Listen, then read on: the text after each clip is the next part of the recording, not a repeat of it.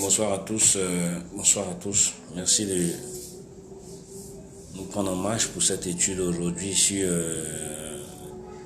les cavaliers de l'Apocalypse. Voilà. Et bien, aujourd'hui, le texte qui fera l'objet de notre méditation est tiré encore une fois de plus du livre de l'Apocalypse en son 6e chapitre.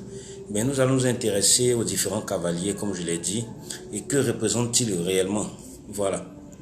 Beaucoup d'études notamment ont été adressées par rapport à ces cavaliers. Et donc, qu'est-ce qu'ils représentent effectivement pour notre vie de chrétien et qu'est-ce que nous devons comprendre à l'entame de cette étude. Voilà. Je fais cette étude, j'attendais beaucoup de personnes pour notamment parler du nouvel ordre mondial. Ce sera donc une étude qu'on va donc reporter un peu plus tard. Voilà, donc aujourd'hui nous parlons un peu des différents cavaliers de l'Apocalypse qui se trouvent en son 6e chapitre du livre de l'Apocalypse. Voilà, Jean est invité par la force de l'Esprit à recevoir plusieurs révélations, notamment celle de la présentation du Fils de Dieu, c'est-à-dire le Seigneur Jésus-Christ dans la gloire du Père. Et bien celui-là se retrouve même désormais dans ses attributs. Et il tient à présenter cela à son serviteur. Dans le premier chapitre, au niveau du chapitre 2, Jean est invité à rédiger des lettres qui doivent faire parvenir aux différentes églises qui se trouvent notamment en Asie. Ces lettres-là sont principalement adressées à Éphèse, à Smyrne, à Pergame, à Thyatire, à Laodicée et à Philadelphie. Voilà. Donc, ces lettres étaient rédigées dans une syntaxe particulière, puisque le Seigneur prenait soin de révéler l'attribut qui le caractérisait en fonction du diagnostic qu'il opérait dans ces différentes églises. Et il dénonçait des défauts et il félicitait pour les qualités. Il appelait à défendre également tout ce qui avait été déjà acquis comme récompense, et il appelait certaines églises à pouvoir défendre maintenant la récompense qu'il allait leur octroyer.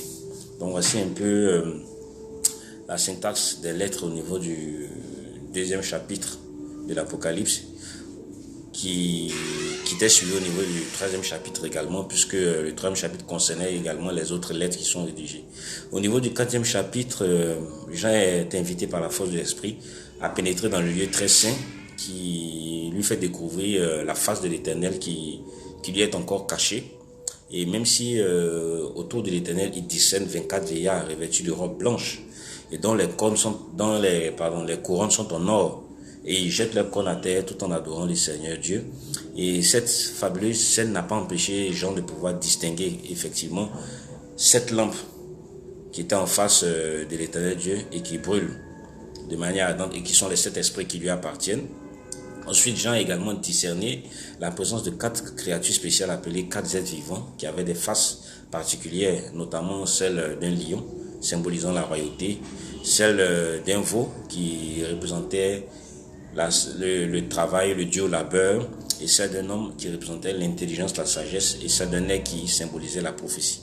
Voilà. Et on avait donc entamé cette étude et on avait aussi également progressé sur l'avènement des 2 différentes bêtes qui naissaient de la mer et de la terre, qui étaient le symbole du système politico-religieux qui est en train d'être mis en place dans ces temps de la fin pour le contrôle de l'humanité. Voilà. Eh bien, aujourd'hui, nous allons reparcourir une fois de plus les cavaliers de l'Apocalypse. Donc, qui sont-ils et que sont-ils en train de remplir comme action, aussi bien dans le monde spirituel comme dans le monde physique? Alors, Jean est appelé à chaque reprise par un des êtres vivants qui, à l'ouverture d'un sceau, lui révèle quelque chose de caché, et nous allons donc parcourir cela ensemble. Donc, je vous invite à prendre vos Bibles, à vous rendre au 6e chapitre de l'Apocalypse, dont nous allons parcourir ensemble. Voilà. Je regardais quand l'agneau ouvrit l'un des 7 sceaux, et j'entendis l'un des 4 êtres vivants qui disait, comme d'une voix de tonnerre, « Viens !» Je regardais, et voici parut un cheval blanc.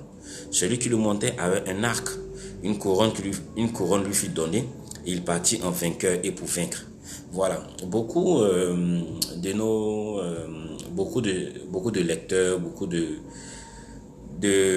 d'enseignants dans la parole de Dieu s'adonnent à définir qu'il s'agit de Christ ici qui est en train de répandre son évangile.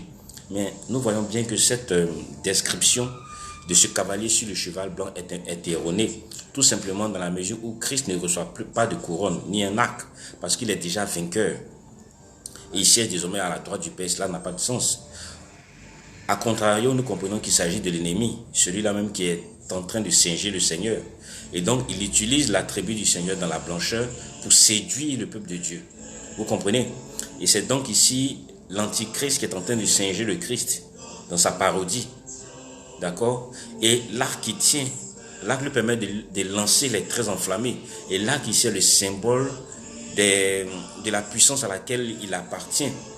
Vous comprenez? Le Christ n'a jamais envoyé des traits enflammés à qui que ce soit. D'accord? Le Christ est en train de régner à la droite du Père. Et le Christ règne avec une verge de fer. C'est ce que le livre saint nous apprend. Et bien ici, il s'agit de la contrefaçon du Christ, c'est-à-dire de l'antichrist, qui est en train de séduire le peuple de Dieu. D'accord? Et cela, vous le rappelez, le Seigneur avait bien entendu mis en garde ses serviteurs, notamment les disciples, quand ils lui ont posé la fameuse question, dis-nous quand cela arrivera-t-il et quels seront les signes de ta seconde venue. Le Seigneur a bien pris soin dans sa recommandation de leur demander de faire attention à la séduction qui allait être sans précédent. Et bien ici, ce cavalier qui démarre est un esprit qui chevauche les temps et qui parcourt la terre à travers la séduction qu'il dissipe. D'accord? Et c'est ce langage spirituel qui est parlé, c'est ce langage spirituel qui est révélé à Jean sous la forme d'un cheval avec un cavalier dont la couronne et un arc lui fut donné et il partit en vainqueur et pour vaincre. D'accord? Alors, à l'entame de ce premier cavalier vient ensuite un second. Découvrons ensemble de quel cavalier s'agit-il. Verset 3. Quand il ouvrit le second sceau, j'entendis le second être vivant qui disait « Viens !» Et il sortit un autre cheval roux. Celui qui le montait avait reçu le pouvoir d'enlever la paix de la terre afin que les hommes s'égorgeassent les uns les autres et une grande épée lui fut donnée. D'accord? Eh bien, ce cheval d'une couleur rouge révèle tout simplement le sang. D'accord? Et la nature de ces chevaux qui sont en train de chevaucher le temps n'est pas le fruit du hasard ou n'est pas ici le synonyme de ce que j'aurais pu appeler la circonstance des choses. Non. Ce cheval est un esprit qui chevauche les temps, amène les hommes à se détester, à aller de querelle en querelle, à fomenter des guerres entre eux. Et cela est conforme avec la parole du Seigneur quand il demandait encore à ses disciples de prêter attention après le signe de la séduction qu'ils allaient entendre parler de guerre et de bruit de guerre. Et il a demandé à ses disciples de ne pas être troublés, mais il fallait que ces choses-là arrivent. Et bien l'ouverture de ce second sceau est la confirmation effectivement de ces guerres, de ces bruits de guerre qui s'en viennent sur la planète. D'accord? On comprend notamment donc quels sont les esprits qui ont animé la première guerre, la deuxième guerre mondiale, les différentes guerres que nous voyons aujourd'hui qui perdurent en Palestine et en Israël, notamment les conflits souvent armés dans les pays africains. Voilà, c'est ce cheval qui est responsable de cet esprit meurtrier qui répand sur la terre. Et aujourd'hui, toutes ces guerres qui sont faites dans le Moyen-Orient, au nom de la religion. Nous comprenons donc que ce sont des choses que le Seigneur avait déjà pris soin de révéler qui sont en train de se réaliser. D'accord? Alors au verset 5, quand il ouvrit le troisième sceau, j'ai entendu le troisième être vivant qui disait « Viens !» Je regardais et voici parut un cheval noir. Celui qui le montait tenait une balance dans sa main. Et j'entendis au milieu des quatre êtres vivants une voix qui disait « Une mesure de blé pour un denier et 3 mesures d'orge pour un denier, mais ne fait point de mal à l'huile et au vin. » D'accord? Ici, il s'agit d'un rationnement parce que les denrées se feront rares en période de guerre. Il s'en vient que la famine subit. D'accord? Mais ce passage n'est pas simplement révélateur d'un événement dans le monde physique, d'un événement seulement dans le monde physique. Il est aussi révélateur de la famine spirituelle qui frappe la terre. D'accord? Aujourd'hui, le peuple de Dieu, nanti des connaissances qui se sont acquises au prix de leurs propres connaissances, ont décidé d'abandonner le Seigneur et s'adonner à beaucoup d'actes idolâtres, à beaucoup d'esprits séducteurs, car ayant la démangeaison d'entendre des choses qui leur sont agréables, ils se sont donné une foule de docteurs. Alors c'est la famine sur la terre, aussi bien physique comme spirituelle. Le niveau spirituel du peuple de Dieu est en train de baisser. D'accord? Voilà. Eh bien, ces choses-là, le Seigneur l'avait révélé également. Ensuite, quand il ouvrit le quatrième sceau, j'entendis la voix du quatrième être vivant qui disait, « Viens !» Je regardais et voici, parut un cheval d'une couleur pâle. Celui qui le montait se nommait la mort et le séjour des morts l'accompagnait. Le pouvoir leur fut donné sur le quart de la terre pour faire périr les hommes par l'épée, par la famine, par la mortalité et par les bêtes sauvages de la terre. D'accord? Et bien, ce cavalier qui est d'une couleur pâle, selon les versions de la Bible, vous trouverez dans d'autres versions le cavalier d'une couleur verdâtre. Et bien, ce cavalier-là est celui-là qui représente la mort. Et vous comprenez qu'il cumule les effets des autres cavaliers, puisqu'il entraîne à lui seul la famine, la mortalité et plein d'autres choses.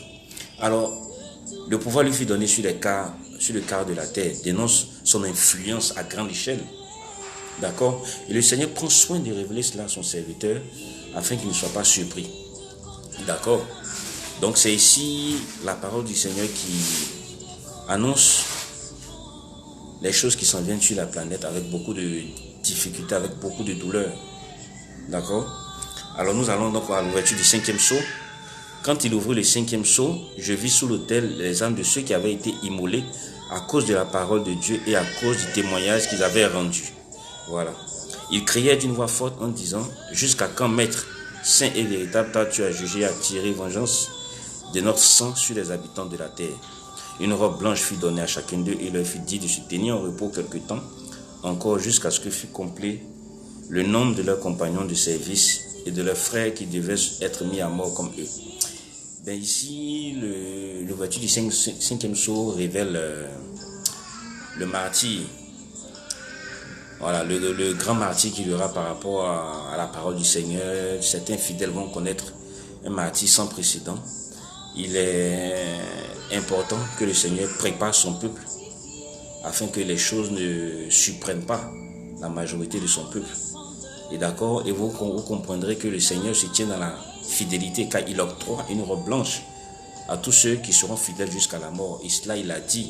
Vous comprenez que quand on étudie effectivement le 13e chapitre de l'Apocalypse, à l'émergence de l'Antichrist, l'Antichrist viendra terroriser le peuple de Dieu.